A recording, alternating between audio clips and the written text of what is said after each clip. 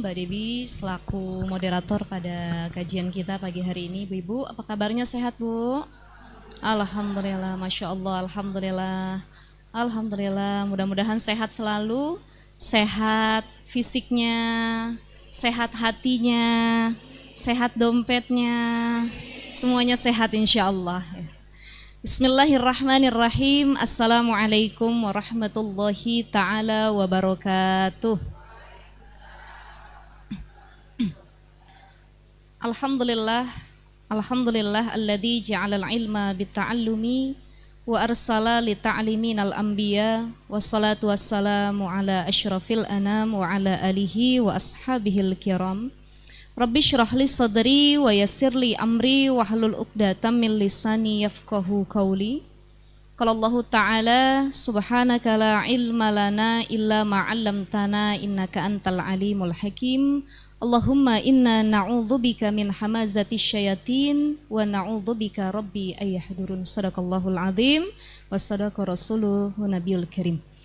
Amma ba'd, ibu-ibu sekalian, para jamaah baik yang hadir secara offline maupun yang menyaksikan via YouTube atau secara online ya dari rumah. Alhamdulillah kita lanjut di kajian Nasaihul Ibad. Ya, kemarin kalau sebelum Ramadan kita bahas terkait tentang iman juga ya. Insya Allah ini kita lanjutin masih tentang keimanan. Insya Allah yang hadir pun imannya masih kuat tinggi-tinggi semua mudah-mudahan. Ya, karena iman itu kan yazid wa yangkus, kadang naik kadang turun. Insya Allah yang rajin hadir ke majelis ilmu imannya naik terus. Kalau turun dikit ditaikin lagi. Ya Bu ya. Jadi tergantung kita mau naikin atau mau nurunin. Begitu. Ya, kita baca Ummul Quran suratul Fatihah khususon buat mualliful kitab ya, pengarang kitab Nasaihul Ibad Al-Hadihiniyah wa ala kulli niyatin shalih khususon mualliful kitab Nasaihul Ibad. Syai'unillahi lahum al-Fatihah. A'udzu billahi minasy syaithanir rajim. Bismillahirrahmanirrahim. Alhamdulillahi rabbil alamin. Arrahmanir rahim. Maliki yaumiddin. Iyyaka na'budu wa iyyaka nasta'in. Ihdinas siratal mustaqim. Siratal ladzina an'amta 'alaihim ghairil maghdubi 'alaihim waladdallin. Rabbana ighfir lana wa liwalidina amin. Baik, insyaallah bulan depan mudah-mudahan nanti bisa punya kitabnya ya, ibu-ibu ya. Ya Mas Ari ya. Nanti insyaallah yang terjemahannya saja, karena Nasaihul Ibad itu tipis, jadi cukup di inti-inti hadis dan qaul-qaul ulama baik sahabat maupun tabi'in. Jadi kitab ini membahas ada sabda Nabi yang disebut dengan hadis, ada yang disebut dengan asar atau qaul-qaul para sahabat, para tabi'in. Jadi apa kata Umar bin Khattab, apa kata Ali, apa kata Utsman, Abu Bakar dan lain sebagainya, atau tabi'in, ulama yang masuk dalam kategori tabi'in, itu juga dirangkum dan dijelaskan di dalam kitab ini. Bab yang kemarin kita bahas itu babus sunai. Bab ini membahas tentang perkara yang dua, maksudnya dua perkara yang dapat ini. Jika tidak mengerjakan dua perkara maka akan terjadi dua perkara gitu ya. Nanti ada sulasi, tiga perkara yang begini, kalau tidak begini maka akan begini gitu. Nah ini kita masih dalam pembahasan as-sunai yang dua. Wa fihi thalatsuna mau'izah. Yang 30 itu adalah nasihat semua keseluruhan. Ya, arba'atun akhbar wal baqi asar, yang 4 nih sabda Nabi, sisanya qaul ulama, qaul sahabat tabi'in. Ya. Yang kemarin sudah kita bahas di hadis yang pertama. Qala Rasulullah sallallahu alaihi wasallam, man asbaha khoslatani ya. Sebentar. Saya cari man la syai'un. Ya. Khoslatani, ada dua perkara, la syai'a afdalu minhuma. Ya, dua perkara ini paling afdol di antara perkara-perkara lainnya. Apa? Yang pertama al-imanu billah wan naf'u lil muslimin.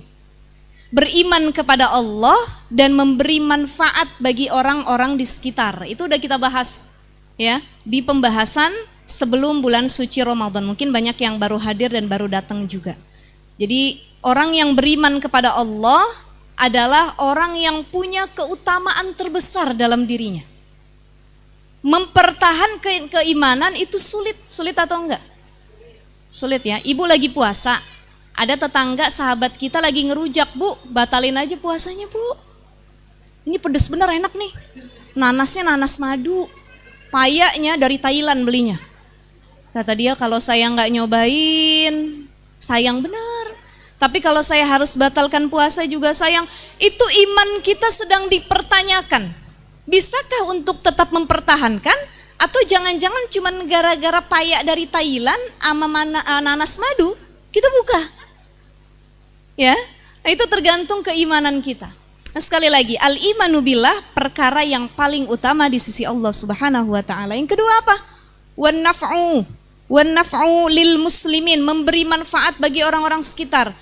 Kita nih kalau bisa selama hidup jadi orang yang bermanfaat. Jadi orang yang kehadirannya tuh dinanti-nantikan, kematiannya ditangisi, kedatangannya ditungguin. Itu ciri orang yang bermanfaat buat orang sekitar. Ada orang yang dia gak pernah dinanti kehadirannya. Kalau bisa si itu jangan datang. Berabe kalau ada dia mah katanya. Pernah gak kita melihat kejadian demikian? Pernah ya? Kalau bisa si itu mah jangan diajak. Kenapa? Ribet orangnya. Minjem duit mulu. Kehadirannya tidak ditunggu, kedatangannya jadi cacian, pakai ikut segala. Gak usah diajak ngobrol, dia mah biarin aja. Yang enak-enak makanan jangan dikasih sama dia. Kenapa? Dia mah kalau makan bukan cuma makan di sini, dibungkus semua sama dia, dibawa pulang. Contoh ya, ini kan relate nih kehidupan sehari-hari yang ada di masyarakat seperti itu. Jadi ada tipe-tipe manusia yang kehadirannya tidak pernah ditunggu, kedatangannya menjadi penyesalan bagi orang-orang sekitarnya. Ketika dia wafat ataupun meninggal, itu menjadi syukur bagi orang-orang sekitarnya. Alhamdulillah mati juga akhirnya. Kan saya bilang ngapa kagak dari kemarin dia mati katanya.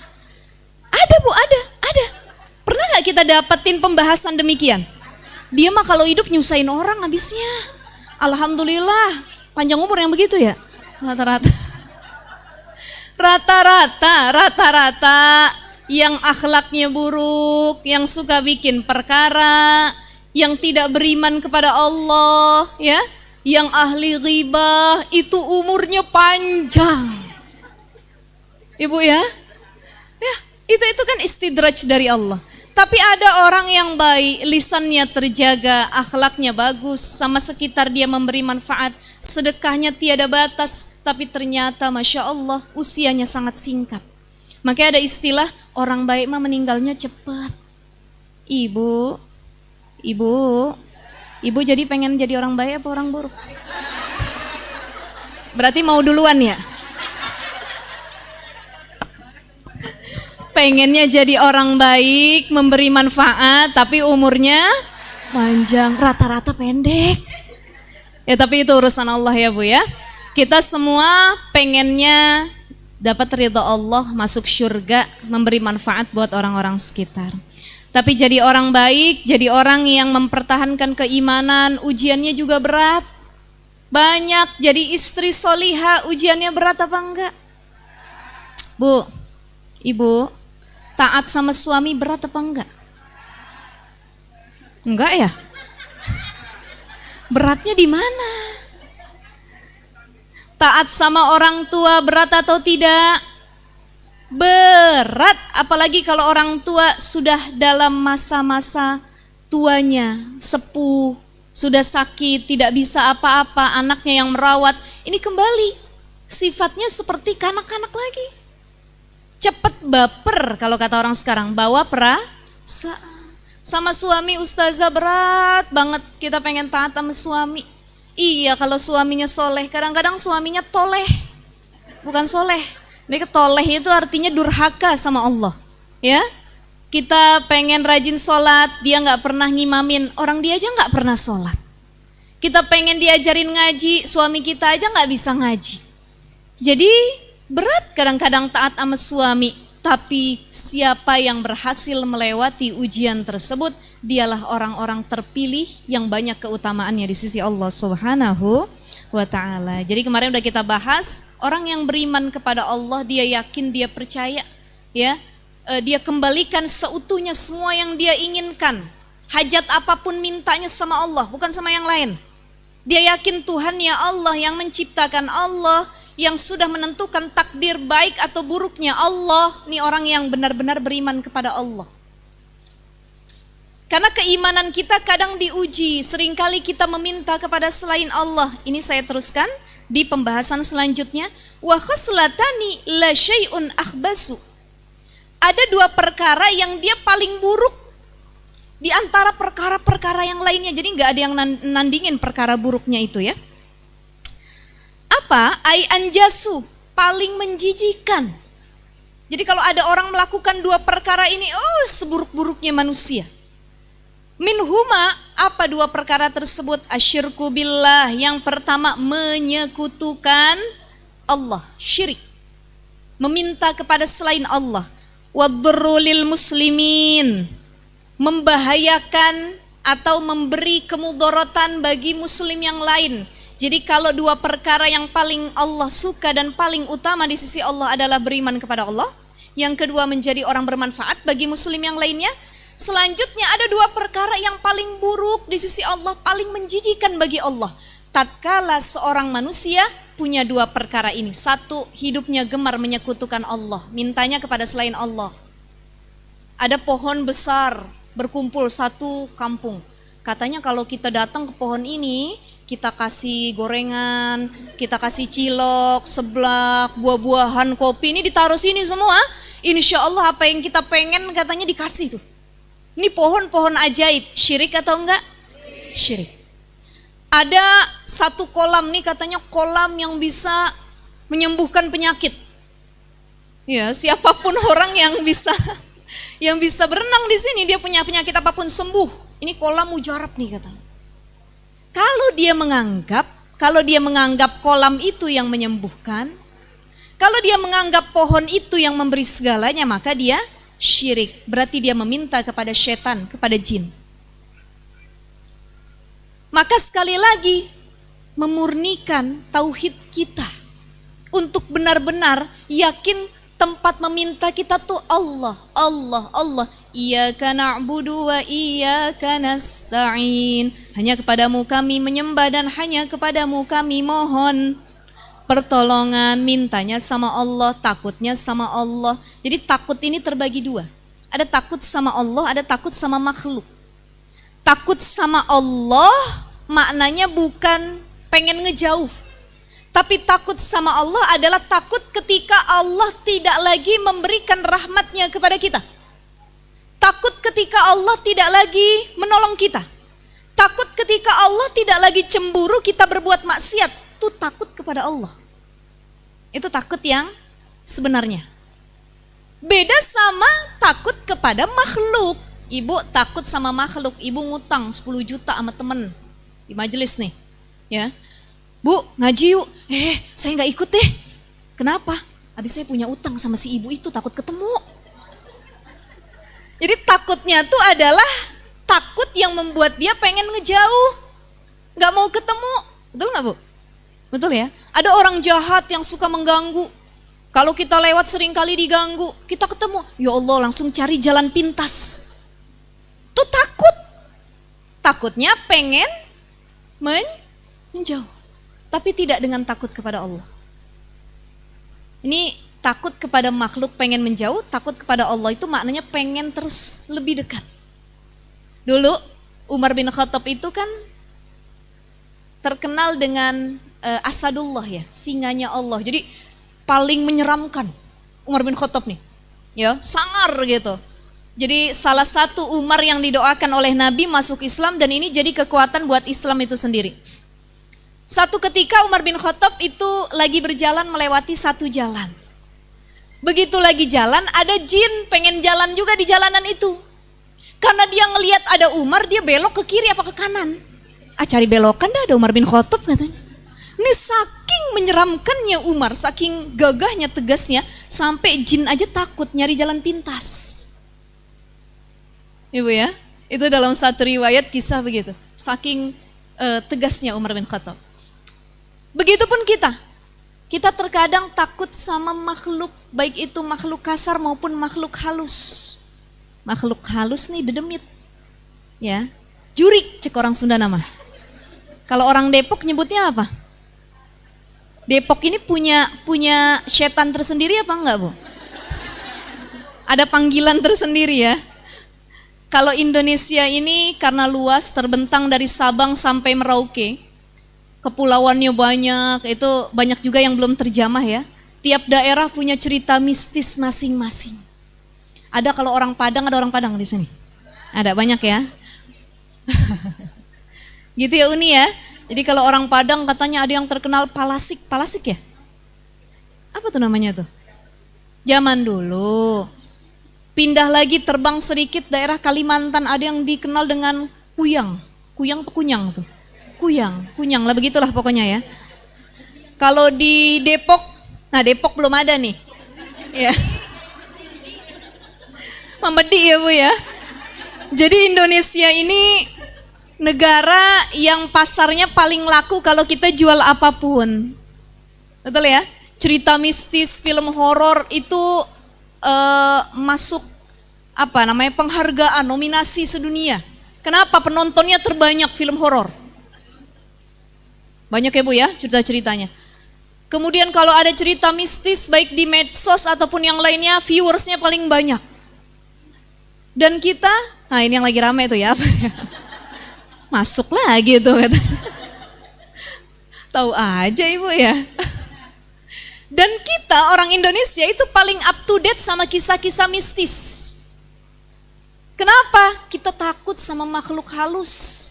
Tapi kalau sama Allah nggak takut, maksiat kita nggak takut, udah, ntar juga Allah ngampunin, bisa tobat juga. Tapi kalau ketemu makhluk halus, kita jalan di kuburan, numpang. Anak bagong mau lewat, pang numpang. Betul ya? Dari dulu kadang-kadang kita diajarinnya begitu. Masya Allah, tuh lingkungan yang ngebentuk kita. Sekali lagi, ini tema utamanya, lingkungan mempengaruhi kadar keimananmu. Kita udah jadi orang tua yang ngaji, tahu ilmunya. Jadi jangan ngajarin gitu sama anak kita. Jalan tol, berhenti di pinggiran, gak ada WC, anak kita kebelet pipis. Numpang dulu, numpang gitu. Kita punya iman, kita punya tauhid, kita yakin sama Allah, bacanya bukan begitu, tapi bismillahilladzi la yadurru ma'asmihi syai'un fil ardi wala fis samai wa huwas samiul alim. Tuh mintanya sama Allah, ya Allah mudah-mudahan gak ada yang membahayakan. Bismillahilladzi la yadurru. Kita lewat kuburan lagi jangan numpang-numpang Bu, karena kuburan di Indonesia itu terkenal angker. Beda kalau kita ziarah ke Mekah, Madinah. Di sana ada pemakaman Ma'la, ada Baqi, itu nggak angker tuh, angker nggak?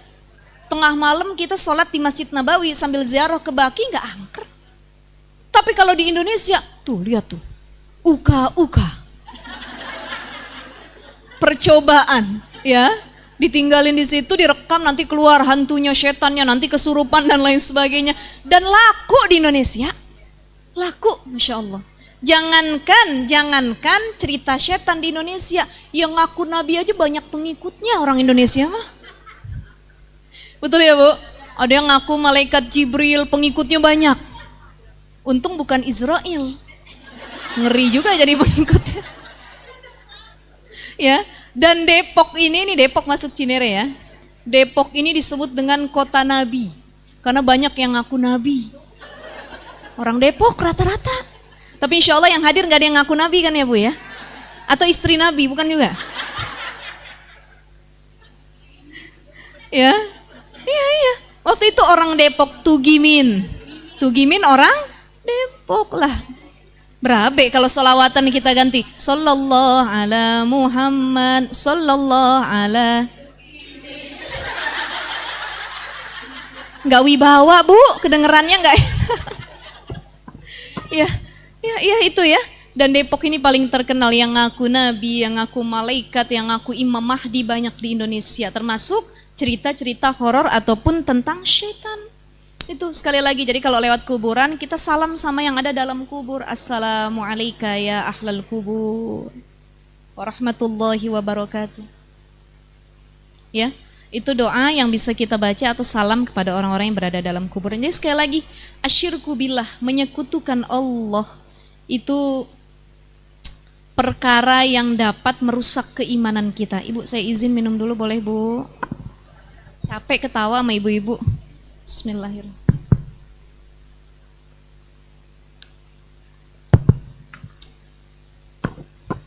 Asyirku billah, syirik kepada Allah. Ya, meminta kepada selain Allah, percaya kepada ramalan. Nih lagi rame nih sekarang di medsos, ramalan.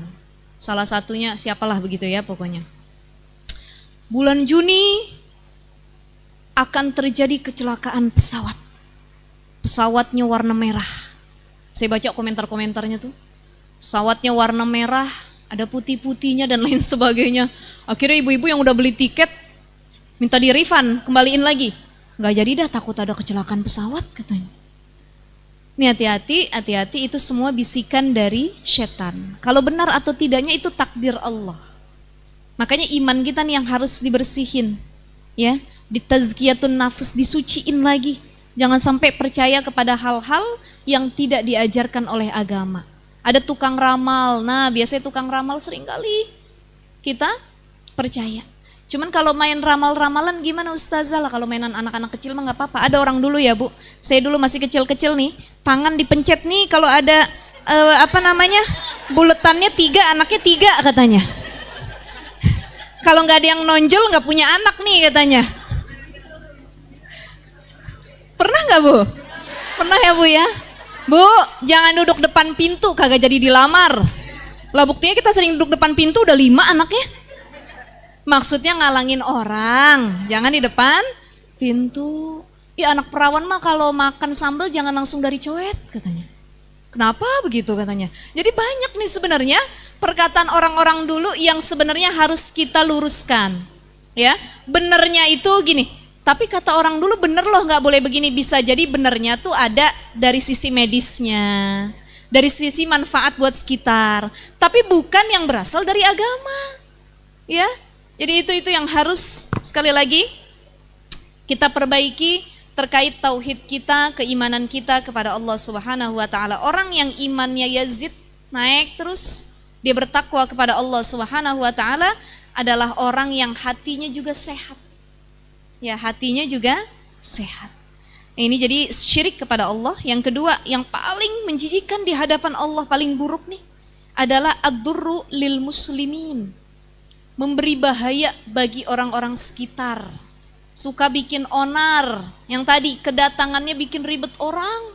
Kalau ada dia tuh, ya masalah aja ada aja datang bertubi-tubi. Ya, ini jangan sampai kita jadi makhluk atau manusia yang sikapnya demikian. Syukur-syukur yang hadir semua. Kita ngaji pagi hari ini, insya Allah kehadiran kita tuh dinanti-nanti Bu. Ya, insya Allah ngasih manfaat terus. Kita punya harta, kita sedekahin. Kita punya senyum-senyum sama orang lain. Jadi kalau muslimah yang baik, muslimah yang berakhlak adalah muslimah yang senantiasa memberikan sedekah kepada sesama muslimah lainnya, rajin senyum. Ada orang yang mukanya empet banget kita lihat. Punya duit, cemberut. Kagak punya duit, makin cemberut. Masya Allah. Ini kadang-kadang kita mau ngajak ngobrol juga takut. Udah deh kagak usah, ngeri bener mukanya katanya. Ya. Jadi kalau tidak bisa sedekah dengan perkara yang lain, minimal dengan senyuman. Tabassumuka fi wajhi akhika shadaqah. Ya. Jadi wadurru lil muslimina fi abdanihim au amwalihim. Ada manusia yang paling menjijikan di sisi Allah ketika dia memberi bahaya bagi muslim yang lainnya, baik itu dengan fisiknya ataupun dengan hartanya. Ya, nipu orang, ngambil hak orang lain. Dengan hartanya dia menjajah orang lain, mentang-mentang punya duit semua dia bisa selesaikan dengan uang dan lain sebagainya. Ya, mentang-mentang fisiknya kuat, yang lemah dia hajar habis-habisan. Nih manusia-manusia yang ad-durrul lil muslimin, memberikan mudarat bagi orang-orang di sekitarnya. Fa inna jami'a awamirillahi ta'ala, karena sesungguhnya perkara-perkara terji'u ila khoslataini, semua perkara yang kembali kepada Allah Subhanahu wa taala, yang paling Allah sukai itu adalah dua. At-ta'zimu lillahi ta'ala, mengagungkan Allah, pokoknya menjadikan Allah satu-satunya, ya. Wasyafaqatu li khalqihi, memberikan kasih sayang kepada sesama makhluk. Ya, jadi keberadaan kita tuh menebar kasih sayang, tenang. Ciri manusia yang memberi ketenangan kalau dia hadir tuh, ya Allah, kok tenang hati saya. Kok senang nih pergaulan saya, rasanya juga tenang, ya Allah. Ini syafaqatu li khalqihi, kedatangannya memberikan kasih sayang buat orang-orang sekitar. Ya, ta'zimu lillahi ta'ala, dia mengagungkan Allah, tidak menyekutukan Allah, dan senantiasa memberikan kasih sayang bagi orang sekitar. Ka qaulihi ta'ala, sebagaimana firman Allah Ta'ala, wa aqimus salata wa atuz zakata, dirikanlah salat, tunaikanlah zakat. Artinya apa? Dua hal ini tuh ke atas sama ke sesama. Aqimus shalah, dirikanlah salat, hubungannya sama Allah, hablum minallah. Wa atuz zakah, bayarlah zakat, hubungannya kepada sama manusia. Dia salat menandakan dia mengagungkan Allah. Dia meminta kepada selain Allah. Dia zakat, tandanya berbagi kasih sayang kepada sesama. Ada yang tidak mampu, makan beras saja susah. Kita kadang-kadang beras dibuang-buang. Ada yang dia tuh satu butir beras tuh Masya Allah sangat-sangat berharga. Satu telur ditambahin tepung dibagi 7 satu keluarga. Zaman-zaman dulu pernah kita ngerasain begitu ya Bu ya. Tuh orang-orang kampung sering tuh. Telur sebiji dipotong 7, anaknya makan kenyang semua. Tapi ada orang modern zaman sekarang, anaknya jangankan satu telur satu anak 3 biji. Tapi nggak habis. Kemudian tidak bersyukur. Mah kok cuma 3 sih? Yang banyakan dong mah, tidak bersyukur. Ada anak dulu yang dia satu telur dipotong 7. Tapi nggak ada yang ngeluh. Mereka mengatakan, alhamdulillah masakan ibu enak banget. Tuh kalau ingat-ingat momen-momen kayak gitu kita rindu ya Bu ya. Nah ini Masya Allah. Atuz zakah, memberikan kasih sayang terhadap sesama, sedekah, zakat. Ini ciri orang yang beriman kepada Allah. Wasari'u ila maghfiratin min rabbikum wa jannatin arduhas samawati wal ardu uiddat lil muttaqin alladzina yunfiquna fis sarai wad dharra'i wal kadhiminal ghaiza wal 'afina 'anil nas wallahu yuhibbul muhsinin. Masya Allah, hafal Quran semua ibu-ibu sini. Masya Allah, luar biasa. Doa ya Bu ya. Jadi ada 3 orang itu dalam Al-Quran surah Ali Imran yang mereka itu disebut orang-orang yang muhsinin, Masya Allah, di sisi Allah. Alladzina yunfiquna fis sarra'i wad dharra, orang-orang yang menginfakkan hartanya, baik ketika dia lagi senang ataupun lagi sulit. Jadi kalau orang kaya sedekah udah biasa, tapi kalau orang gak punya dia sedekah luar biasa. Dan sedekahnya niatnya bukan lagi minta balasan dari Allah, ya Allah saya sedekah 100.000 minta dikembalin 100 juta ya Allah. Sedekahnya bukan karena Allah, tapi imbalan, minta dibalikin. Jadi hati-hati ibu, harus ditajdid lagi, diperbarui lagi niatnya. Saya mau sedekah biar dibalikin Allah sekian. Jangan. Ada lagi yang sedekah niatnya bukan karena Allah, pengen pujian dari manusia yang lainnya. Fis-sarra'i wad-dharra'i, baik itu sedekahnya secara terang-terangan ataupun sembunyi-sembunyi. Fis-sarra'i, sembunyi-sembunyi dia sedekah. Atau wad-dharra'i, kelihatan sama orang. Ini orang yang paling mulia di sisi Allah. Ya, kalau niat sedekahnya memang karena Allah. Ada orang sedekah dia ngeluarin 100.000, datang di majelis taklim, sedekah, diiterin. Begitu dia mau ngeluarin duit, ada 100.000, ada 2.000, yang dikeluarin yang mana? 2.000 tapi dilipat dulu sampai kecil, biar kagak kelihatan sama sebelah. Aduh kelihatan juga, udah deh saya keluarin 100.000. Begitu pulang dia datang sama panitia pengajiannya, Bu, tolong dong kembaliin 99.500. Emang kenapa? Tadi saya sedekah 100.000, kebanyakan. Habis mau minta kembalian tadi malu kan diliatin sama orang-orang. Ini sedekahnya bukan lagi karena Allah, tapi mengharap pujian dari manusia. Jadi orang dermawan itu insya Allah Bu, kalau meninggal tuh diingat-ingat terus sama orang-orang sekitar.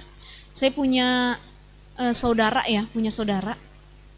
orang Bintara, sana Jakarta Timur. Itu belum lama, sebulan sebelum Ramadan beliau meninggal, padahal usianya baru 48 tahun kalau nggak salah. Ya, sakit meninggal. Selama hidupnya itu nggak pernah lepas dia bawa dompet kemana-mana. Kalau kita kan bawa dompet kemana-mana buat jajan, buat shopping. Ya, kalau dia enggak, itu di dalam dompetnya ditaruh uang ratusan ribu. Totalnya tuh mungkin bisa 2 juta, 3 juta dia taruh di dompetnya. Kalau ketemu siapapun dia kasih cepet. Tetangga datang, emaknya dikasih, suaminya dikasih, anaknya dikasih. Saudara kita datang juga dikasih. Ini rajin tangannya memberi. Anak yatimnya, piaraannya banyak yang dijagain sama dia, yang dipenuhi kebutuhannya. Ketika meninggal, Masya Allah, tabarakallah, ibu itu kan datang orang takziah ya. Takziah itu biasanya ada yang kayak ngasih uang bela sungkawa gitu ya.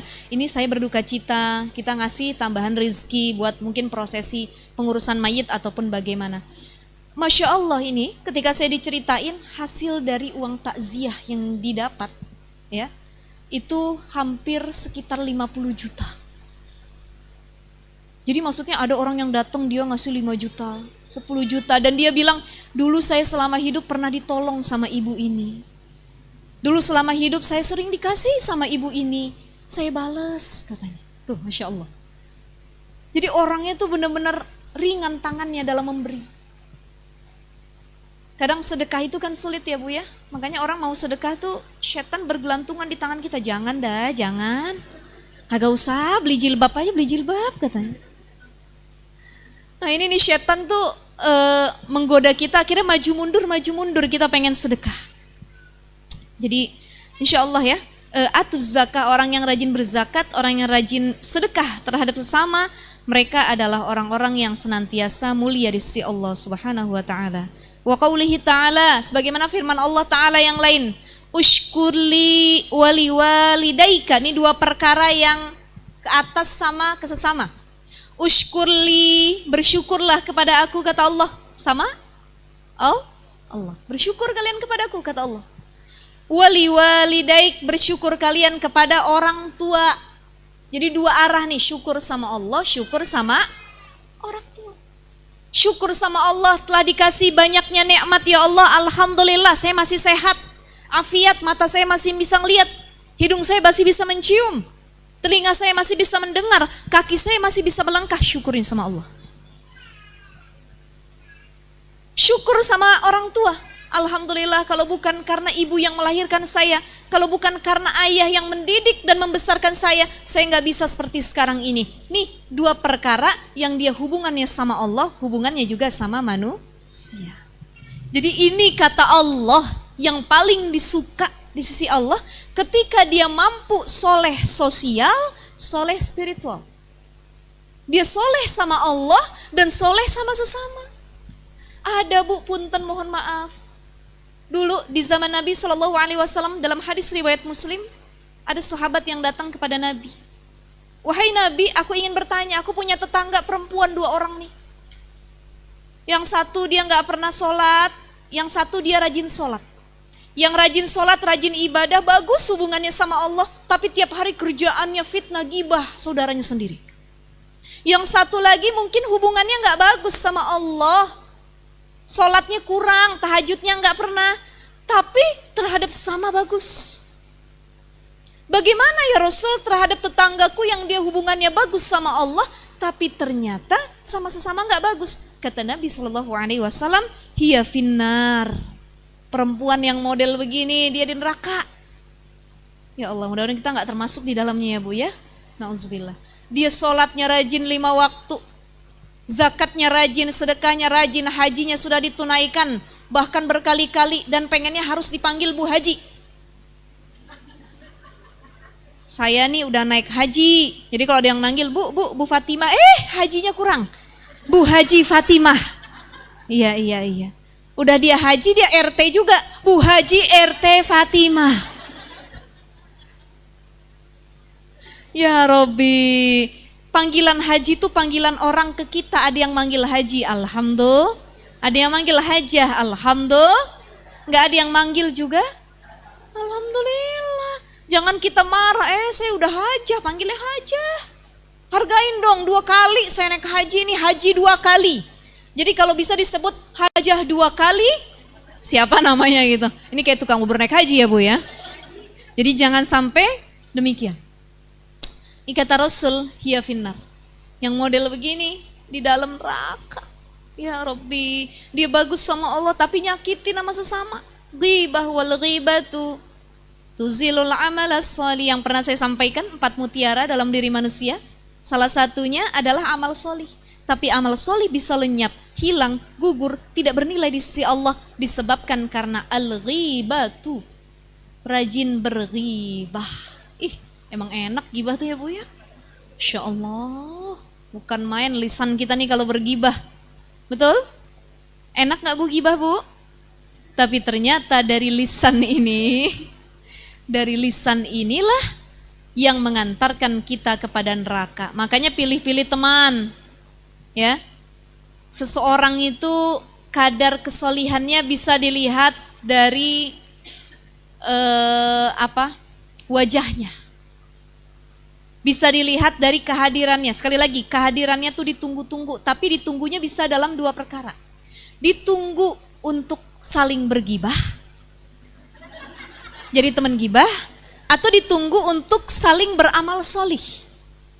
Ada teman yang soleh, kalau dia belum datang kita nungguin, mana sih ya Allah, belum tenang kayaknya kalau belum ngelihat si ibu ini wajahnya.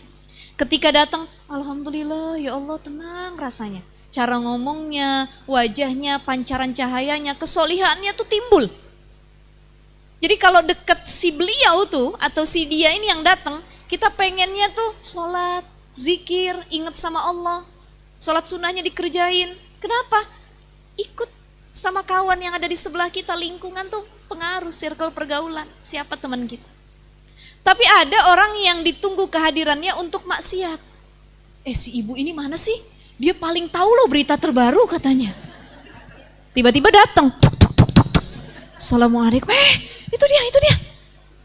Belum duduk udah ditarik, sini Bu. Apalagi Bu? Begini loh, begini katanya. Nauzubillah min zalik. Jangan sampai kita jadi orang yang demikian, kehadiran kita di nanti-nanti untuk bermaksiat. Jadi ada teman yang mukanya tuh muka gibah. Muka gibah tuh kayak gimana ya? Kalau lagi dia gibah, ekspresinya tuh sangat mencerminkan kegibahannya. Ya, itu pernah lihat yang viral ya ibu-ibu ya? Dari nenek-nenek, ibu-ibu, anak-anak, suami. Pokoknya kalau gibah begitu dah model mukanya. Mulutnya maju-maju, matanya melotot-melotot. Jadi ekspresinya tuh total gitu ya, nauzubillah. Itu ada yang model seperti itu. Ada. Jadi insya Allah mudah-mudahan kita nggak masuk. Nggak masuk dalam kategori demikian ya Bu ya.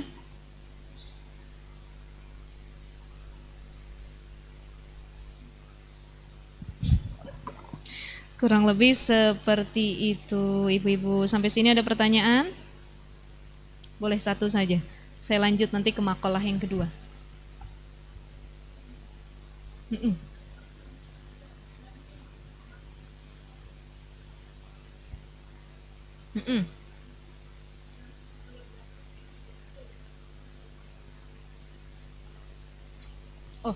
Kalau balasan pahala itu urusan Allah.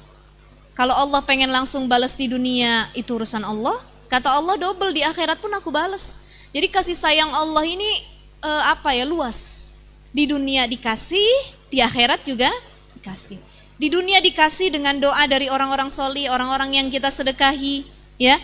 Kemudian orang-orang yang kita bantu. Di akhirat dibalas lagi sama Allah dengan kenikmatan syurga. Jadi orang yang dia dapat balasan oleh Allah di akhirat kelak 2 balasannya. 1, ridha Allah. Yang kedua, syurga Allah. Makanya doa kita, Allahumma inna nas'aluka ridhaka wal jannah wa na'udzubika min sakhatika wan nar. Ya Allah, kami mohon ridhamu, mohon syurgamu, dan kami berlindung dari api nerakamu. Ridhaka wal jannah, ridhamu, syurgamu. Ada orang yang masuk syurga sudah merasakan banyak kenikmatan, dia masih sedih. Ditanya sama Allah, apa yang kalian inginkan? Dijawab oleh para penghuni syurga, ridhaka ya Rabb. Kami pengen ridhomu ya Allah, kami menikmati syurga beserta isinya, tapi nggak dapat ridhomu, rasanya tuh hambar. Contoh deh ibu, bu, ini di sini masih pada punya suami kan ya? Masih. Yang kagak punya mana? Nah, insya Allah punya lagi habis ini ya Nek ya. Mudah-mudahan doanya yang doain banyak gitu ya. Yang masih punya suami nih, kita punya suami. Kita minta sama suami, bang, beliin ngapa bang tas itu bang? Yang mana tuh yang harga 10 juta. Masya Allah, kata abangnya, pakai gegayaan pengen tas 10 juta. Udah yang 200.000 juga bagus, itu modelnya sama, yang penting bisa nenteng, bisa bawa-bawaan kan, yang penting fungsinya. Cuman kan beda, gengsinya ada lagi, ya. Ada tas yang harganya 1M, 2M jadi investasi. Saya kalau dikasih tas begitu, saya bingung bu bawanya. Takut hilang saya. Mau saya letakin sembarangan, orang seharganya rumah sama mobil ya bu ya. Tapi kan kalau tas kita murah mau digeletakin di mana juga silakan. Kalau tas mahal digeletakin sembarangan, dia kotor, kena ini, kena itu. Sakit hati kita bu, kenapa 1M harga tasnya? Ya Rabbi, kita minta beliin tas sama suami. Kata suami, apapun yang mama minta akan ayah berikan. Ambil, bayar sendiri tapi. Enggak. Ini kalau suami yang dia bahasa anak muda sekarang nge-treat pasangannya itu like a queen. Tuh kalau kata anak-anak muda bu. Paham gak Maji? Jadi di-treatnya like a queen gitu ya. Dibahagiakan sama suami bagaikan ratu. Dia mau apa, mama mau apa, papa belikan. Mama mau makan apa, papa ajak ke restoran. Nah itu ada yang model begitu. Tapi kalau suami kita nggak begitu, pulang dari sini jangan ngambek sama suami kita. Ayah begini dong ayah, nggak gitu ya. Masing-masing punya kemampuan tersendiri. Kita minta sama suami, pah beliin itu dong pah, ambil mah selagi papa punya uang. Mah mama pengen baju ini, beli mah pesen. Mama pesen di Shopee, nanti papa transfer. Pah, mama pengen makan ini, ambil. Pah, mama pengen rumahnya yang model begini, bikin. Pah, mama pengen punya mobil yang mobilnya warnanya sesuai outfit mama, Pak. Kalau baju mama lagi warna biru, bajunya mobilnya harus biru. Kalau bajunya pink, mobilnya harus pink. Pokoknya sesuai outfit mama. Kata suaminya, selagi papa ada, beli mah. Ya. Jadi semua yang dipengen sama kita minta sama suami dikasih. Tapi suaminya cuma ngasih dan tidak pernah memberikan kasih sayang, sekedar materi kenikmatan saja. Nyentuh nggak pernah. Ada yang 2 tahun kagak disentuh, ada yang 5 tahun kagak disentuh, ada yang hidup tapi seperti orang asing. Makanan ada, duit banyak, rekening penuh. Tapi nggak pernah saling physical touch, nggak pernah saling sentuhan, nggak pernah saling deep talk, pillow talk, nggak pernah ngobrol. Ih mama cantik banget kalau mau tidur, alhamdulillah. Gini dong mah, pakai lipstick kalau mau tidur. Jangan datang kerumil doang pakai lipstick.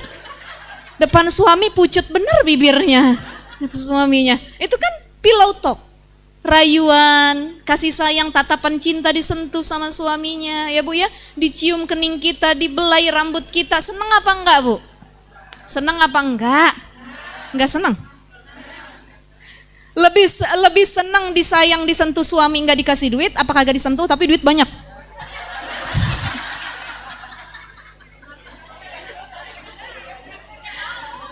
Ya kita mah nggak bisa dikasih pilihan ustazah. Pokoknya maunya yang enak, disentuh juga, dikasih duit. Lah itu manusia ya. Ya manusia begitu, ibu-ibu semua, saya juga begitu ya. Jadi pengennya disentuh, uang belanja juga lancar. Tapi kan kadang ujian manusia berbeda-beda, ujian hidupnya. Ada yang lakinya tiap hari nyentuh terus. Kenapa nyentuh terus? Kagak ada kerjaan. Ya dia di rumah aja kagak kemana-mana. Atau yang kedua, dia udah pensiun. Jadi disentuh terus, ayah nyentuh terus, ya habis ayah kagak ada kegiatan katanya. Udah deh. Ya Bu ya. Ada yang gak pernah nyentuh saking sibuk dia kerja, dikejar deadline, apa tekanan dari atasan dan lain sebagainya. Buru-buru nyentuh, mandang istrinya aja gak sempet.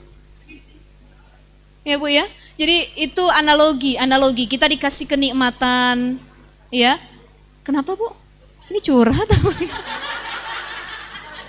Ini kayaknya dari lubuk hati terdalam nih, ya.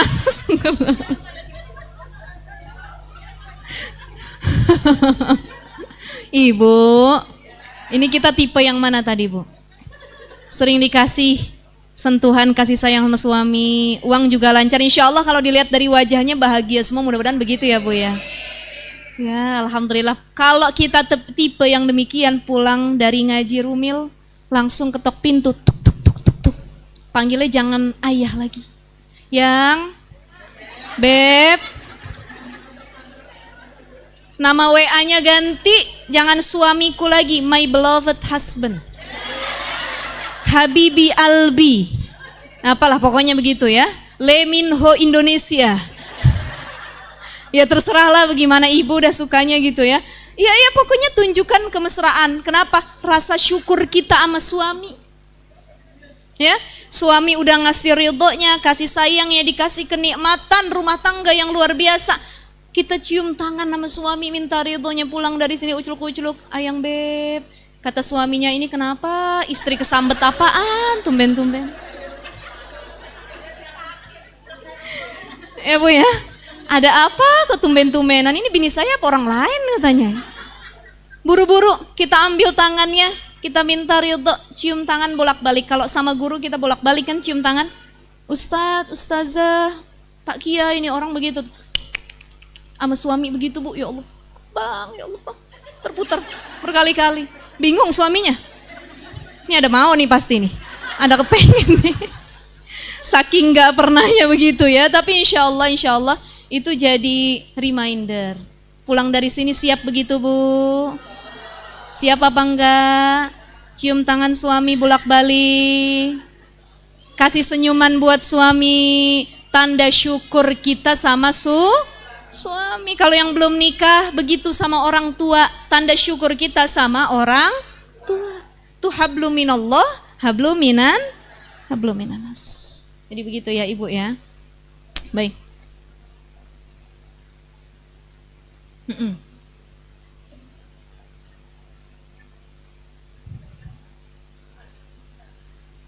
Nah itu sudah terjawab, kebaikan harus segera, jangan ditunda.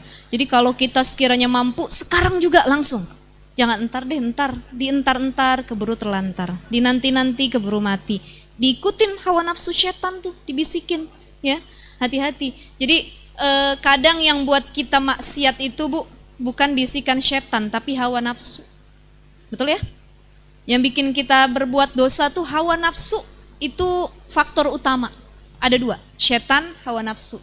Jadi musuh terbesar kita setan sama hawa nafsu. Setan bisikin, hawa nafsu kepengen, jadi buat dosa.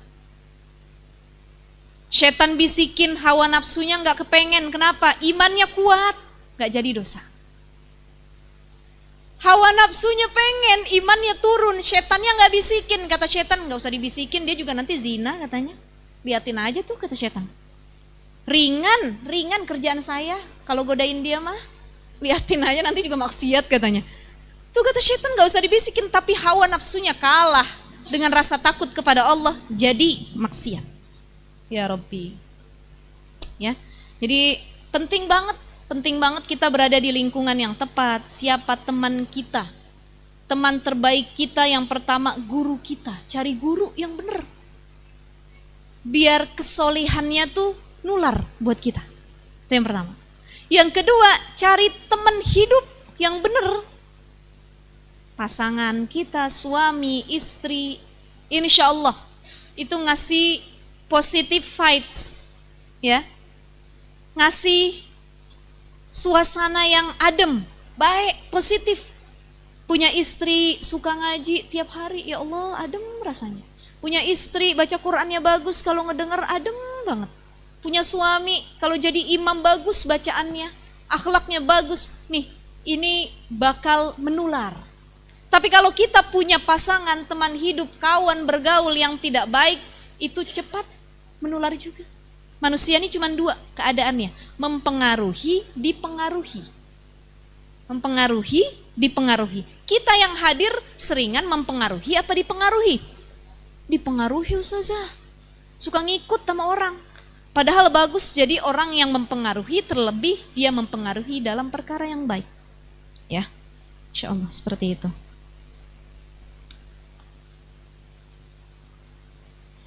Kemudian di sini dibahas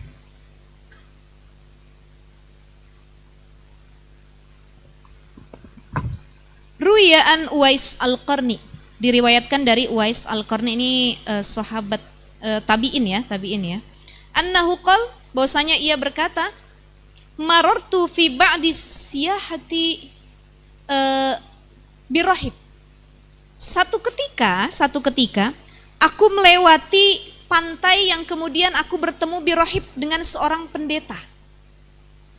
Fakultu, maka aku bertanya, ya rahib, wahai pendeta, ma awwalu darajatin yurqahal murid, apa derajat yang paling utama gitu ya, apa derajat awal yang bisa dicapai oleh seorang murid, orang yang lagi belajar gitu ya. Maka di sini dikatakan, qala, berkata rahib itu, pendeta itu, raddul mazalimi wa khifatuz zahri minat tabi'at, melawan kezoliman. Raddul mazalim yang harus dilakukan oleh kita yang belajar, yang tahu ilmunya, orang yang beriman kepada Allah, adalah orang yang kalau ada kezoliman di hadapannya dia bersegera untuk melawan kezoliman tersebut. Raddul mazalim wa khifatuz zahri minat tabi'at, dan meringankan punggung orang-orang sekitarnya. Dia punya tanggung jawab terhadap orang-orang sekitarnya, meringankan beban mereka. Itu orang yang mulia, yang paling mulia di sisi Allah. Kemudian apalagi, fa innahu la yas'adu lil abdi amalun wa alaihi tabi'atun aw mazlumatun. Ya. Maka sungguhnya tidak akan meningkat, fa innahu la yas'adu, tidak akan meningkat amal seseorang, ya, ketika ia mempunyai tanggung jawab atas perbuatan zolim yang dia lakukan. Wa alaihi tabi'atun aw mazlumatun, ketika dia punya tanggung jawab terhadap kezoliman yang dia miliki. Jadi orang yang pengen derajatnya tinggi di sisi Allah adalah orang yang menolak kezoliman dan dia menolak dirinya untuk tidak berbuat zolim. Paham ya Bu ya? Kita bisa aja nih ngezolimin orang, tapi kita lawan kezoliman itu, ya Allah kuatkan saya untuk tidak berbuat zolim ya Allah. Ini orang yang punya derajat tinggi di sisi Allah. Tapi orang yang derajatnya tidak bisa naik, tidak akan pernah tinggi di sisi Allah, adalah orang yang di punggungnya tuh banyak berbuat zolim. Dia nanggung kezoliman dirinya terhadap orang-orang sekitarnya. Paham maksudnya ibu-ibu ya? Jadi orang yang derajatnya tinggi tatkala dia mampu melawan kezoliman yang sebenarnya bisa dia perbuat. Contoh, kita bisa ngambil hak orang lain, nipu orang lain. Kita bisa nggak balikin hutang yang kita pinjam, kita zolim apa enggak? Zolim, tapi kita nggak mau melakukan hal demikian, ya Allah, maka saya kembalikan. Saya bisa saja menggibahi orang di sekitar saya, kawan saya, teman saya, saudara saya sakiti, saya fitnah habis-habisan, zolim dengan lisan kita, tapi kita berusaha untuk menutup lisan kita untuk tidak berbuat zolim. Itu juga punya derajat tinggi di sisi Allah. Ada yang di KDRT sama suaminya, pak, ya Allah, rasanya mau saya tampar balik suami saya nih, ya, rasanya mau saya caci maki lagi, suami saya dicaci sama suaminya, dibalikin lagi dengan caci maki.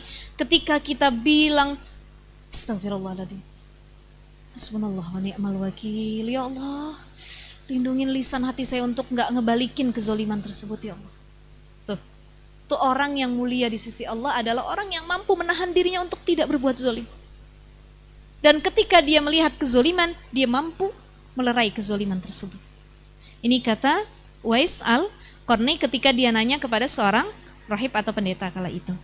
Ya. Baik, satu lagi karena sudah jam 11 ya, Ibu ya. 11 lewat ini. Wal maqalatus saniyah, maqalah yang kedua ya. Ini qala Nabiyu alaihi salatu wassalam, bersabda Nabi sallallahu alaihi wasallam. Apa kata Nabi sallallahu alaihi wasallam? Alaikum bimujalasatil ulama'i. Hendaknya kalian itu atau hendaklah kalian duduk dengan para ulama, sering-sering datang ke majelis ilmu para ulama. Al-amilin. Siapa para ulama itu? Mereka yang sering berbuat atau bertindak sesuai dengan ilmunya. Itu yang disebut dengan ulama. Jadi ulama itu orang alim yang tahu ilmunya. Dia sholat, dia tahu ilmu sholat. Dia zakat, dia tahu ilmu zakat. Warisan, dia tahu ilmu waris. Baca Quran, dia tahu tajwidnya, dia tahu ilmunya. Maka bergaullah, hendaklah kalian sering-sering duduk dengan orang-orang yang berilmu. Ahli ilmu, al-fuqaha, orang-orang yang faqih dalam bidang agama. Kenapa? Karena mereka setiap melakukan sesuatu selalu dibarengi dengan ilmu. Wa kullu man bighairi ilmi ya'malu a'maluhu mardudatun la tuqbalu. Itu dulu hafalan ketika di pesantren. Ada di kitab Zubat ya. Di apa? Di syair-syair Zubat itu. Wa kullu man bighairi ilmi ya'malu a'maluhu mardudatun la tuqbalu. Siapa orang wa kullu man bighairi ilmi ya'malu, dia enggak punya ilmu kemudian dia beramal. Udah enggak punya ilmu, enggak mau nyari ilmu, walaupun amalnya kencang, a'maluhu mardudatun la tuqbalu, amalnya enggak diterima, la tuqbalu, mardudah, ditolak sama Allah. Kita sholat udah enggak tahu ilmunya, enggak mau nyari tahu tentang sholat. Kita mau zakat nggak tahu ilmunya, nggak mau nyari tahu juga. Jadi orang yang paling rendah derajatnya itu di sisi Allah adalah orang yang dia tidak tahu dan dia nggak tahu kalau dia tuh nggak tahu. Paham nggak Bu ya? Maksud omongan saya. Orang yang nggak berilmu dan dia nggak sadar kalau dia nggak berilmu, kemudian nggak mau cari ilmu. Ada orang yang nggak berilmu tapi dia sadar bahwa dia tidak berilmu dan dia mau nyari ilmu. Ya Allah, saya nih kurang pemahamannya. Saya nih bodoh mungkin ya Allah. Saya kurang ilmu saya. Maka saya sangat sadar dengan kekurangan ini, saya akan belajar dengan sebaik mungkin. Ada yang dia tuh sebenarnya nggak bisa apa-apa, nggak tahu, cuman kagak mau ngaji. Masya Allah. Ada nggak Bu? Kadang-kadang kita temuin orang demikian ya. Nauzubillah, takutnya kita sendiri yang begitu. Nauzubillahi min zalik. Saya mah nggak perlu ngaji, nggak perlu begini, nggak perlu begitu. Ini tingkatan orang yang paling rendah. Dia kagak tahu dan dia tidak sadar bahwa dia tidak tahu. Ada tingkatan lagi yang naik dikit. Dia orang tahu, dia orang alim, tapi dia tidak sadar kalau dia orang alim. Paham ya Bu ya? Dia ini pinter, tahu ilmunya. Paham pesantren berapa tahun. Cuman dia nggak sadar kalau dia tuh alim dan apa yang dia sampaikan bisa jadi ilmu buat orang-orang sekitarnya. Udah ilmunya disembunyiin. Udah yang penting saya mah paham buat saya aja. Saya mah nggak usah jadi guru, nggak usah jadi ustadz, yang penting saya paham. Nggak usah disampaikan. Sayang ilmunya tahunan dia cari tapi tidak disampaikan. Ada tingkatan selanjutnya. Dia alim dan dia sadar bahwa kealimannya atau ilmu yang dia miliki harus diberikan kepada orang-orang di sekitarnya. Ini tingkatan yang paling pertama. Kalau kita nggak mampu jadi orang alim, kun aliman au muta'alliman, jadi orang yang belajar. Kita nggak mampu jadi ulama, nggak mampu jadi guru, minimal jadi orang yang dekat sama guru. Kalau kita nggak mampu dekat sama Allah, minimal jadi orang yang dekat sama orang yang dekat sama Allah. Ngerti ya Bu ya? Diulang-ulang kata-katanya nih. Kalau nggak mampu dekat sama Allah, jadilah orang yang dekat sama orang yang dekat sama. Paham ya maksudnya? Ada guru kita dekat sama Allah, kita deketin. Kenapa? Biar kita dekat juga sama Allah. Ketularan baiknya. Makanya sini disebutkan alaikum bimujalasatil ulama. Hendaknya kalau kalian pengen cari kawan bergaul, teman duduk, sering duduk-duduk nih di majelis-majelis ulama, majelis ilmu, rumil nih, rumah ilmu ya. Kenapa? Karena disitulah bisa kita lihat bagaimana ilmu yang kita dapat, kemudian bisa kita amalkan dalam kehidupan sehari-hari. Ya. Kemudian apalagi wastima'i kalamil hukama, dan kemudian dengarkanlah perkataan orang-orang yang bijak, al-alimina bizatillahi ta'ala al-musibina fi aqwalihim wa af'alihim. Jadi orang-orang bijak itu mereka yang dekat sama Allah, kemudian mereka yang secara ucapan dan tindakan juga sesuai. Ya Bu ya, ucapan dan tindakan juga sesuai. Dia pakai jilbab, dia menutup aurat sesuai dengan kadar ibadahnya. Ada orang, mohon maaf punten, dia pakai jilbab, menutup aurat, tapi berkhulwat dengan yang bukan mahramnya. Dia mojokan, pacaran, dia berzina, padahal pakai jilbab, digerebek lagi pakai jilbab. Yang salah bukan jilbabnya, tapi orangnya, akhlaknya, individunya. Gitu ya. Maka rajinlah bergaul sama orang, bukan yang hanya dia memperlihatkan secara simbol agamanya, bukan hanya memperlihatkan secara ucapannya, tapi tindakannya juga sesuai dengan ketentuan agama. Itu yang disebut dengan hukama, orang-orang yang bijaksana. Ya. Fa innallaha ta'ala, karena sesungguhnya Allah Ta'ala yuhil qalbal mayyita binuril hikmah, karena sesungguhnya Allah Ta'ala menghidupkan hati yang mati dengan cahaya hikmah. Ya, sini disebutkan Allah itu dapat menghidupkan hati-hati kita yang mati dengan cahaya hikmah. Hikmah itu bisa hidayah, bisa ilmu yang manfaat, bisa nasihat dari orang-orang solih, bergaul dengan mereka, itu hikmah. Jadi kalau pengen hati kita hidup lagi, yuk sering-sering kejar hikmah itu lewat perantara orang-orang yang alim dan yang bijaksana. Ya Bu ya, Ibu, Bu, insya Allah yang hadir semua hatinya masih sehat, masih hidup, ya. Karena sesungguhnya disebutkan hati itu terbagi 3. Jadi Sayyid Bakri Al-Maki mengatakan hati itu terbagi 3. 1, ada hati yang sehat, qalbun salim, hati yang sehat, qalbun salim. Yang kedua ada qalbun marid, hati yang sakit. Dan yang ketiga ada qalbun mayyit, hati yang mati. Kita yang mana kira-kira Bu? Udah pernah dicek apa belum? Insya Allah sehat mudah-mudahan ya. Jadi penyakit juga ada 3. Ada penyakit fisik, ada penyakit jasmani, ada penyakit ruhani, penyakit hati. Yang ketiga penyakit syahwat. Penyakit syahwat tuh ya itu, syahwat kita tuh susah dikendalikan, itu penyakit syahwat. Ada penyakit hati. Ini yang bikin kolbun marid, hati kita sakit gara-gara kena penyakit hati, dengki, iri, takabur, sombong, ria, merasa diri lebih baik daripada orang lain, tidak suka melihat orang lain punya kenikmatan, penyakit hati. Orang baru beli mobil baru, keluaran terbaru, kita yang diangkut sama mobil ambulan. Masuk rumah sakit. Ya Bu ya, betul apa enggak? Betul, Masya Allah. Ya Rabbi, itu gara-gara penyakit hati. Dengki, tidak suka ngelihat orang tuh punya kenikmatan, didoain yang buruk-buruk. Ya Allah, cabut nikmatnya, hancurkan rumahnya. Buat kecelakaan mobil barunya ya Allah. Rubah kecantikannya dengan keburukan. Oh, didoain yang buruk-buruk, hati-hati, doa yang buruk kembali kepada orang yang mendoakan. Itu gara-gara penyakit hati, itu yang membuat kita jadi kolbun marid, hatinya sakit. Jadi kolbun salim itu hatinya masih sehat. Ya, itu gampang nerima hidayah, nasihat. Kalau ada nasihat, jelek dia nangis. Dia malu sama Allah, dia perbaiki diri lagi. Dia suka datang ke majelis-majelis ilmu, suka mendengar kalam-kalam hikmah. Itu yang disebut dengan kolbun salim, hatinya masih sehat.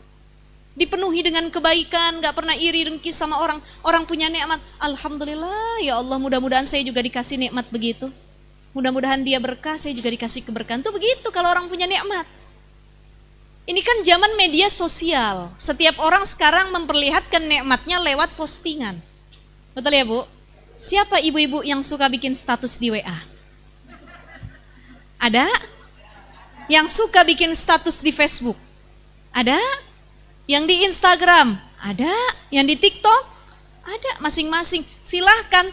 Tapi sekali lagi, ketika kita memposting hal tersebut, minta perlindungan kepada Allah dan jangan sampai membuat iri dengki orang yang melihatnya. Jangan dibuka semua kebaikan. Ibu posting suami. Posting. Sudah terunggah, terupload. Di foto suaminya baru bangun tidur. Cekrek. Dia posting. Alhamdulillah 18 tahun pernikahan. Begitu indah wajah suamiku tidak berubah ya Allah. Tidurnya nggak mangap, air liurnya nggak keluar. Alhamdulillah ganteng suami saya. Dilihat sama orang yang udah nggak punya suami. Atau orang yang masih jomblo belum menikah. Atau dia udah punya suami tapi suaminya kagak ganteng.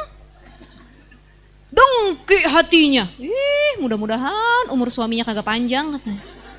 Mudah-mudahan besok cerai katanya. Mudah-mudahan besok laki situ jadi laki saya. Nauzubillah tuh.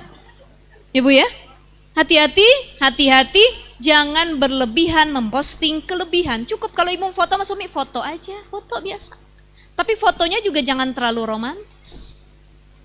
Ini foto digendong sama suami, dibikin lagu, kita bikin romantis.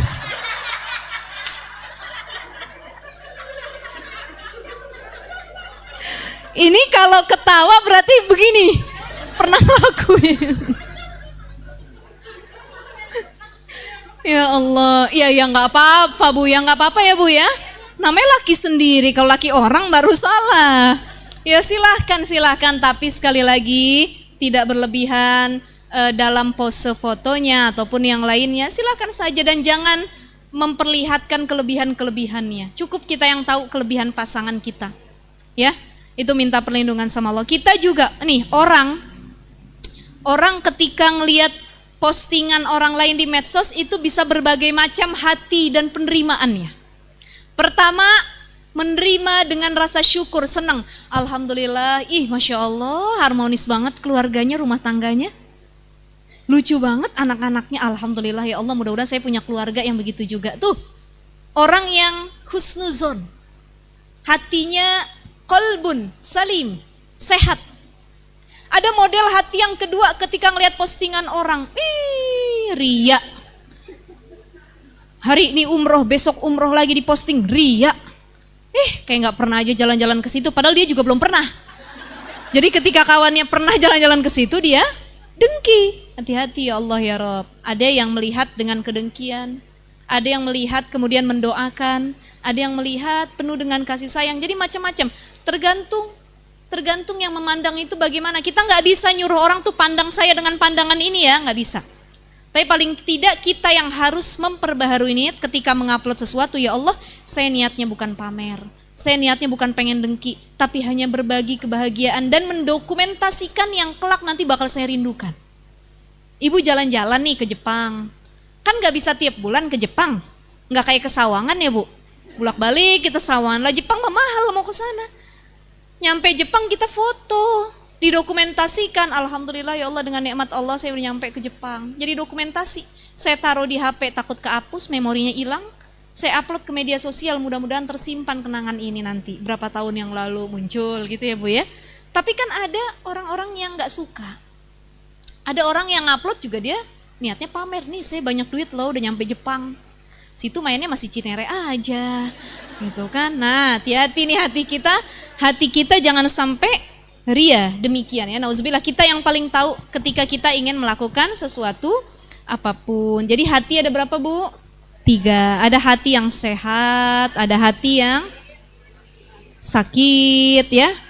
Ada hati yang mayit, hati yang sudah mati. Ini harus dihidupkan lagi nih. Maka hati yang sudah mati dihidupkannya binuril hikmah, dengan cahaya hikmah, dengan ilmu. Hatinya udah mati, nggak mau sholat, nggak mau sholat saya. Apaan sih sholat tuh? capek saya sholat, tapi dia datang ke majelis ilmu, dia ketemu sama orang solih, dia lihat bagaimana tenangnya kehidupan orang-orang yang menjaga sholatnya. Binuril hikmah, datang cahaya hikmah ke hatinya. Ya Allah, ternyata rajin sholat, punya ilmu, adem. Saya ngelihat teman saya yang berilmu, guru-guru saya, berkah hidupnya ya Allah. Kenapa saya begini, empet hidupnya, gak ada perubahan. Sama suami tiap hari bertengkar, uang kurang aja, sama anak berantem gak ada habisnya. Bisa jadi karena ibadah saya yang tidak baik plus kurang ilmunya. Sekali lagi, binuril hikmah. Insya Allah cahaya hikmah itu yang menghidupkan kita. Di sini disebutkan al-ilmin nafi', ilmu yang bermanfaat itu yang menjadi cahaya hikmah untuk menghidupkan hati yang sudah mati. Kama yuhyil ardal maitata bima'il matar. Kata Nabi, sebagaimana tanah yang sudah tandus, sudah mati itu bisa hidup dengan air hujan. Udah mati nih tanahnya nih, mau dikasih pupuk, dikasih apa, gak hidup-hidup. Tapi ketika turun rahmat Allah melalui hujan, hidup lagi, subur lagi, hijau lagi. Kemarin pernah Bromo kebakaran tuh, ya kan? Kebakaran karena satu momen atau kejadian. Udah kebakaran, gersang, jelek, disiram pakai air sebanyak apapun gak numbuh-numbuh juga. Ketika musim hujan datang, hijau lagi lebat. Nih, kama yuhyil ardal maitata bima'il matar, sama kayak tanah yang udah tandus mati, kena air hujan hidup lagi. Itulah hati manusia. Dia udah mati nggak bisa menerima nasihat kadang-kadang, nggak bisa lagi melakukan amal kebaikan, sudah hilang rasa empati terhadap sesama. Ketika dia cari ilmu yang bermanfaat, dia tahu hukumnya, dia tahu bagaimana kondisi orang yang tidak berilmu, dia tahu bagaimana amal yang ditolak karena tidak ada ilmu. Di situ Allah hidupkan, yuhyil qalbal mayyita, dihidupin lagi hatinya yang mati. Ya, jadi ibu-ibu sekalian, kurang lebih jalisu alaikum bimujalasatil ulama, bergaulah, banyakin sama orang-orang solih, sama orang-orang yang alim, sama orang-orang yang secara ucapan perbuatan tuh bisa ditiru. Karena lingkungan yang baik, sahabat yang baik, kawan yang baik itu bisa menunjukkan kepada kebaikan dan kepada syurganya Allah Subhanahu wa ta'ala. Kita baru sampai makalah yang kedua ya. Jadi ini udah masuk tentang ulama, ilmu dan ulama. Nanti insya Allah di pembahasan bulan depan itu ada wa fi riwayat Tabrani Abi Hanifah, ya. Itu ada qaul yang selanjutnya, ada sabda Nabi selanjutnya, insya Allah masih tentang ilmu dan ulama. Jadi bulan depan masih sama bahasannya ibu-ibu ya. Mudah-mudahan sehat afiat, insya Allah bisa hadir, dimudahkan langkahnya ke majelis ilmu, diistiqomahkan. Ya, amin ya robbal alamin. Mungkin kalau ada sesi tanya jawab boleh untuk 2 pertanyaan. Ya. Baik, terima kasih Ustazah. Ada yang mau bertanya? 2 orang. Silakan. Ya, sebentar. Siapa? Oh, Ibu. Assalamualaikum warahmatullahi wabarakatuh. Saya mau bertanya Ustazah. Jadi yang tadi Ustazah sampaikan, ya, ada orang yang berilmu, kemudian tadi dia bisa menyampaikan ilmu itu, tapi kadang Dia tidak juga mengamalkan. ya betul itu. Jadi kalau kata orang Jawa mah jarkoni. Apa? Iso ngajar ora iso nglakoni. Jarkoni. Heeh. Iya. Iya, heeh.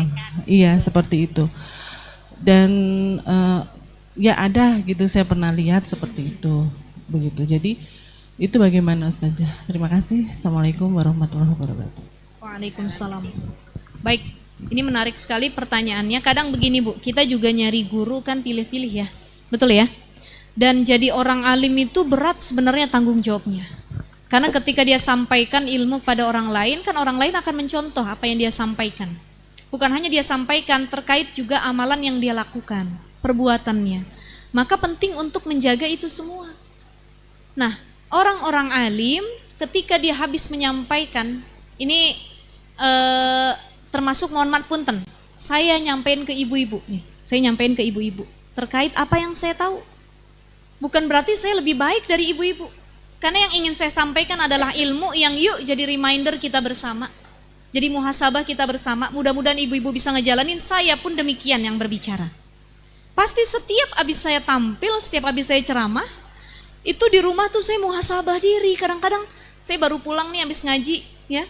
Saya di mobil, apa ketika saya nyetir sendiri, saya suka berpikir, ya Allah, saya udah ngamalin apa belum ya? Saya gitu nggak ya Allah? Kadang-kadang saya malu sendiri, ya Allah, yang tadi saya ucapin tuh udah terlaksana apa belum ya? Ampuni saya ya Allah kalau yang saya ucapkan ternyata belum saya lakuin gitu. Belum saya lakonin.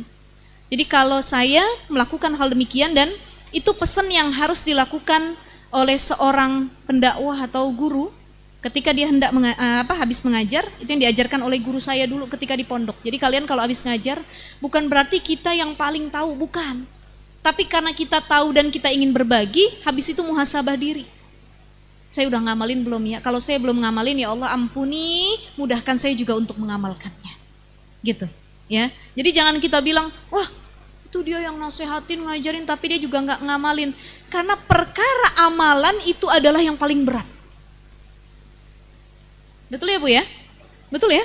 Perkara amalan, siapapun, mau kita yang awam, mau dia kiai, mau ustadz, ustazah, mengamalkan apapun itu memang berat.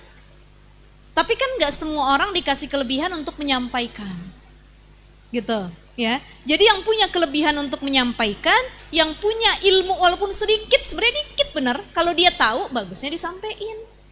Kalau gara-gara saya belum ngamalin, tapi saya tahu nih, akhirnya nggak ada yang mau nyampein, nggak ada yang bakal belajar.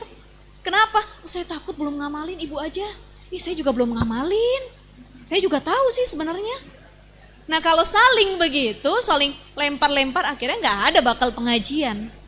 Nggak ada nyari ilmu di mana-mana. Paling tidak mereka yang sudah paham masalah mengamalkan atau tidak itu tanggung jawab mereka sendiri. Mereka sudah tahu hukumnya, bahkan mereka sudah dalam tingkatan alim. Kembali lagi urusan mereka dengan Allah. Yang penting kita ambil yang baiknya. Ilmunya dapat, kita amalin. Masalah dia ngamalin apa enggak urusan dia. Gitu ya ibu-ibu ya. Jadi kurang lebih seperti itu. Satu, ya.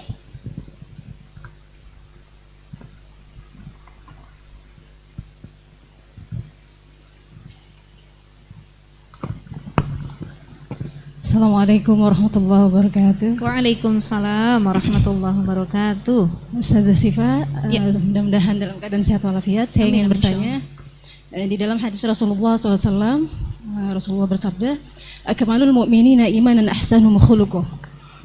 Hadis riwayat Bukhari Muslim. Orang yang artinya orang yang paling baik, orang yang paling sempurna imannya adalah orang yang paling baik akhlaknya. Nah itu yang seperti apa akhlaknya? Kepada Allah atau kepada manusia? Yang kedua ada hadis juga atau hikmah yang bunyinya gini, su'ul khuluqi yu'di. Oke. Jeleknya budi pekerti itu menular gitu ya. Betul. Nah kita tahu misalnya di lingkungan kita itu ibu-ibu suka ngomongin orang gitu. Jadi kita gimana sikapnya? Apa kita di rumah aja atau kita ikut ngumpul tapi pura-pura nggak denger, itu gimana? Iya. Gitu aja, terima kasih. Betul, baik. Assalamualaikum. Waalaikumsalam warahmatullahi wabarakatuh. Baik kebaikan, sulhul qiwani itu tadi menular, betul. Baik itu kebaikan ataupun keburukan. Keburukan nular, kebaikan juga nular. Jadi kalau kita jadi orang yang gampang dipengaruhi, kita lihat-lihat, kita mau dipengaruhi dengan kebaikan atau keburukan. Kita berada pada lingkungan yang ternyata nggak baik nih, sering juga menularkan yang tidak baik. Penting untuk selektif memilih lingkungan mana yang mau kita datengin dan kita kasih jarak. Bukan diputus silaturahimnya. Ada orang yang dia ahli gibah, akhirnya kita putus, kita blok WA-nya, di blok medsosnya. Kalau ketemu nggak pernah disapa, itu salah. Itu namanya memutus tali silaturahim. Yang benar adalah membatasi pertemanan. Sekedarnya saja. Jadi kalau ketemu ada say hello, kita ngucapin salam, assalamualaikum, sehat, apa kabar, udah sekedarnya. Kalau dia nanti, bu tahu nggak sih itu, bu izin, assalamualaikum, saya mau ngaji dulu, langsung alihkan. Karena kalau kita terlalu akrab, kita tahu bakar nular keburukannya, ahli gibah dan lain sebagainya. Jadi sekedarnya saja. WA juga sekedarnya saja. Yang penting tetap terjalin silaturahim. Jadi pintar-pintar memilih lingkungan mana yang mau kita datangi, karena kita manusia cuma dua, dipengaruhi atau mempengaruhi. Baik keburukan dan kebaikan itu pasti menular. Makanya kata Nabi SAW, almar'u ala dini khalilihi. Ya, seseorang itu tergantung agama kawannya. Kawannya siapa? Tukang minyak wangi. Kecipratan wanginya bu, kita gak usah dikasih, duduk deket dia aja nempel wanginya. Apalagi dikasih, betul nggak? Bu, buat ibu nih, makin wangi kita. Itu menular. Kita bergaul sama pemulung yang suka bawa sampah. Walaupun kita nggak bawa sampah, tapi gaul sama dia yang sering bawa sampah, baunya ketularan juga. Maka siapa yang jadi teman kita, itu yang menentukan kadar keimanan dan agama yang kita pegang. Ya. Nah kemudian, bagaimana melihat orang yang sempurna imannya, yaitu dengan akhlak yang baik. Jadi tadi sebenarnya khoslatani la syai'un akhbas, khoslatani la syai'un afdol, itu sudah menjawab. Ya. Orang yang imannya sempurna di sisi Allah adalah orang yang mampu seimbang untuk mensolehkan dirinya secara sosial maupun spiritual. Jadi bukan cuman dia bagus sholatnya, zakatnya, sedekahnya, takutnya kepada Allah, tapi dia juga bagus akhlaknya sama manusia. Makanya kata Nabi tadi, perempuan yang rajin sholat, ibadah pada Allah, tapi sama tetangga usil, hiya finnar, yang kayak gini di neraka, nggak sempurna imannya. Begitupun orang yang sama manusia bagus, tapi sholat juga enggak. Yang Allah suka kan hubungan sama manusia dia jaga, hubungan sama Allah juga dia jaga. Makanya sempurnanya iman, tatkala dia mampu seimbang antara hubungannya dengan Allah plus hubungannya dengan sama manusia. Kurang lebih begitu ya teh ya.